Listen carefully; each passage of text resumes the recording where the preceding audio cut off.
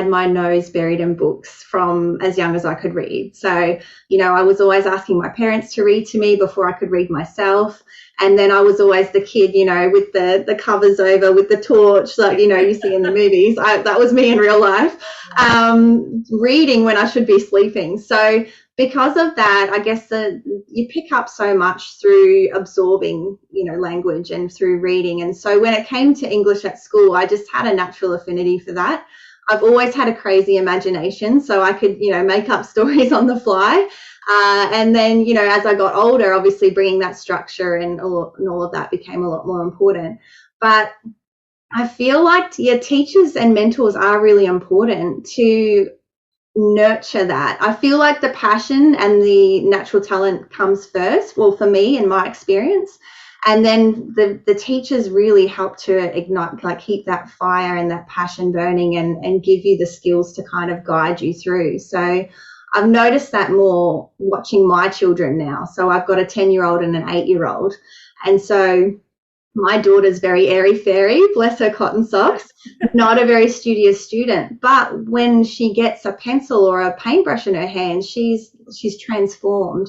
And so because we couldn't obviously nurture that too much in a school environment, you know, getting her connected with an artist has just taken her to the next level. So it's finding the right mentors for your situation, someone that you connect with, and that's, I think, when everything just blooms. So yeah. And I think, you know, kids are lucky these days. They have platforms like YouTube, podcasts, whether they're a visual or auditory learner or whether they are that kinesthetic learner rather than reading and writing. I think we have so many platforms that they can learn on today. For me, when I went to university, it was the old encyclopedias at the library, and it was reading and writing. That was it, unless you had a little tape recorder and you could make your own verbal notes. You know, that was the only basis to learn. And I did an economics degree because it was very visual. You moved the graph one way or the other and it told a story. But yeah, I think we are lucky. Our kids are very lucky these days to have extracurricular or extra platforms to learn upon. Absolutely. Can you share with us one of your authors? I know you're ghostwriting and there's obviously a level of confidentiality there, but do you have any stories for us? I do, absolutely. So you're right. Whenever I start working with someone, the first thing that we do is sign a non-disclosure agreement. And so that's like literally the first thing that we do. And that's to protect them from me coming out going, hey, guess what?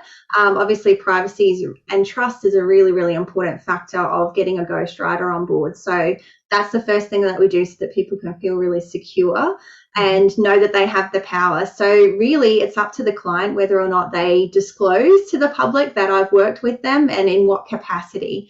So, you know, I've had some ghostwriting clients that have come out and told everyone that I edited their book for them or I helped them with structuring. And that's, you know, they don't even have to do that at the end of the day. It all helps. But one gentleman who I can share his book, and he's gone crazy telling everyone that we work together. So thank you, Stu. His name is Stu Darling, and the book that we wrote together was called Lead Through Life. So I love being able to share Stu's story because he had an amazing transformation through his process of authorship. So to give you a little bit of background, so Stu lives in New Zealand, so we did all of this remotely, and he had a really extensive military career. So